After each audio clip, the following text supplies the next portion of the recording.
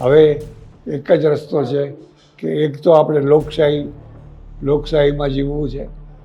લોકશાહીમાં જીવવું હોય તો હવે એવા કાયદા બનાવવા જોઈએ કે જેથી આ વસ્તીનું બેલેન્સ રહે, બેલેન્સ બગડે નહીં. જે બહુમતી છે બહુમતી રહે, લઘુમતી છે એ લઘુમતી રહે.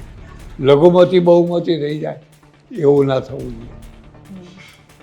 દુનિયામાં મુસ્લિમો પોતાની આબાદી વધારી રહ્યા છે. એ જો ચાલુ રહ્યું તો આખી દુનિયા ઉપર મુસ્લિમો ફરી વળશે. આજે અડધો ભારત દેશ પાકિસ્તાન બની ગયો છે. એવું કોઈ શહેર નહીં જ્યાં મિની પાકિસ્તાન ના હોય. આપણે એક બસ બે બસ કરીને અટકી ગયા, એને 12 બસ કર્યા. અને આપણા એવા કયા વિચારો અને એવી કઈ વસ્તુ છે જે આપણે કોઈ પણ સંજોગોમાં ન ગુમાવવી જોઈએ? હા, એ આપણી સંસ્કૃતિ છે. ભૂતકાળનું ગૌરવ લેવાનું, પણ ભૂતકાળમાં જીવાય નહીં.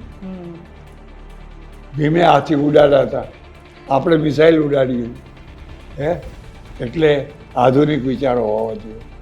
આવો જોઈએ. તમે હાથ મૂકો, આપણે પશ્ચિમની પાસેથી કેટલું બધું લીધું છે. સારું છે, લેવું જ જોઈએ. પણ કેટલુંક ના લેવાનું પણ લઈ બેઠા છે અને એ આપણને પચતું નથી. આપણે આ કલ્ચર પ્રમાણે એ પચતું નથી. હવે એને છોડી શકાતું નથી. એટલે રાજસત્તા છે એ બળવાન હોવી જોઈએ અને કાયદો એવો હોવો જોઈએ કે જેથી અપરાધી એનાથી ડરે તો અપરાધ ઓછા થાય. મેં ગુલામ ભારત પણ જોયું છે, અનુભવ કર્યો છે.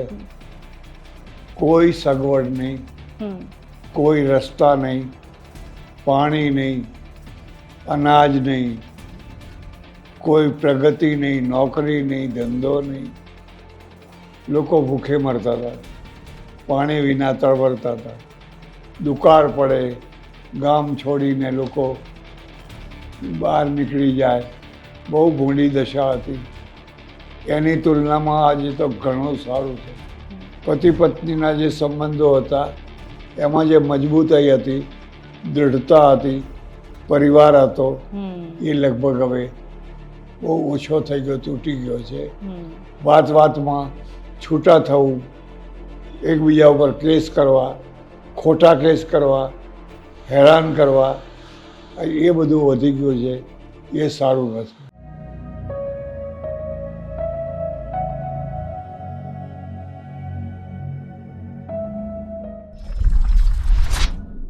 નમસ્કાર, આપની સાથે હું છું પાયલ અને મારી પાસે જે વ્યક્તિત્વ બેઠું છે એમનો વધારે પરિચય આપવાનું નથી થતું કારણ કે બધા જ લોકો એમને ઓળખે છે, એમના વિચારોને અનુસરે છે. સ્વામી સચ્ચિદાનંદજી તમને ફ્રેમમાં દેખાતા હશે.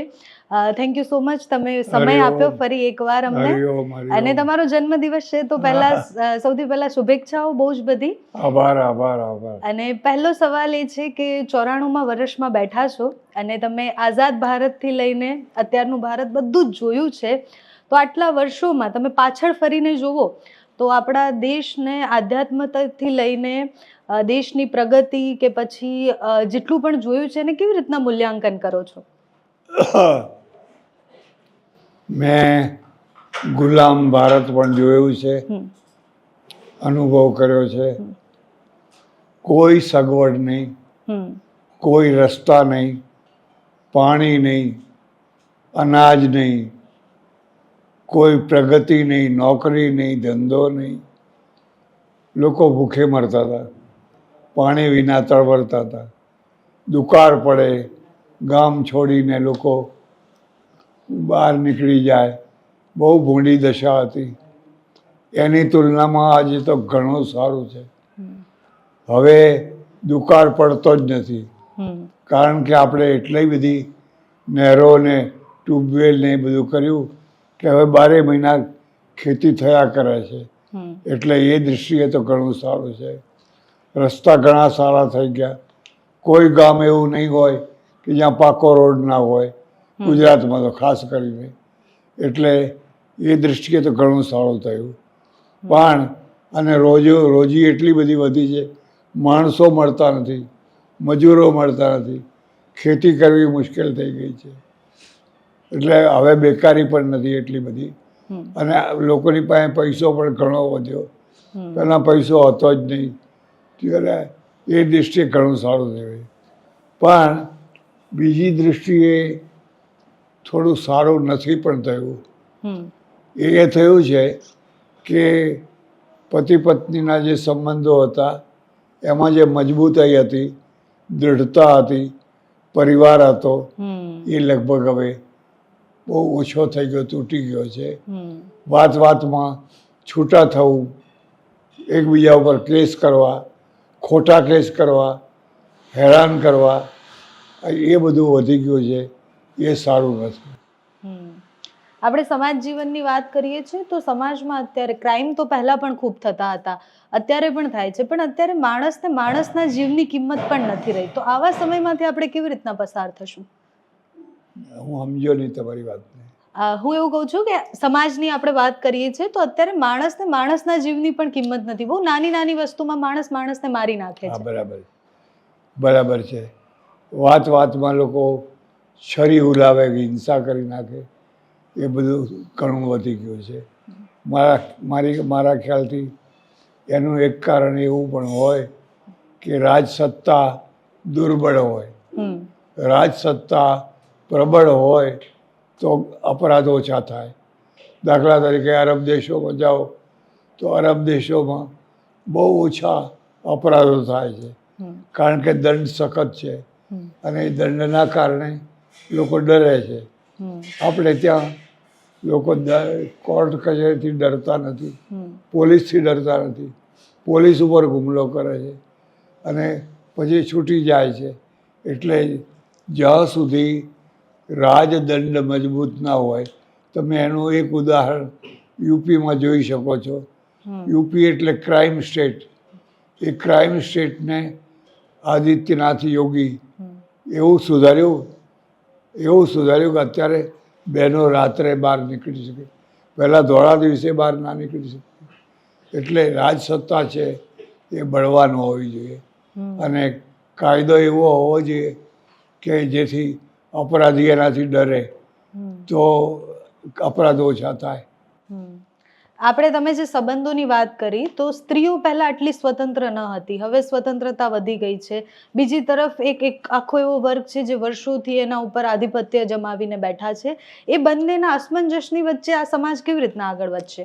એવું છે, પહેલા સ્ત્રીઓ આર્થિક રીતે પરાવલંબી હતી.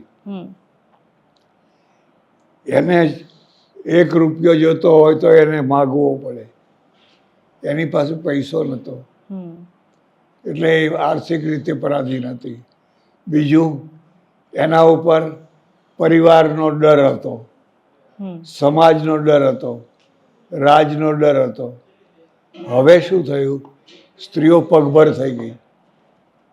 પુરુષ 10,000 કમાય, સ્ત્રી 20,000 કમાય. હવે એ રાત્રે 10 વાગે આવે, પુરુષ કહી ન શકે કે મોડી કેમ આવી, કારણ કે એના આધારે ઘર ચાલે છે. એટલે એક તો આ કારણ છે કે જેમ જેમ સ્ત્રીઓ વધુ ને વધુ ભણી, કલેક્ટર થઈ, સારી સારી પોસ્ટો પર ગઈ, એ સારું થયું. એની જે કાબેલિયત છે એ બહાર આવવા માંડી.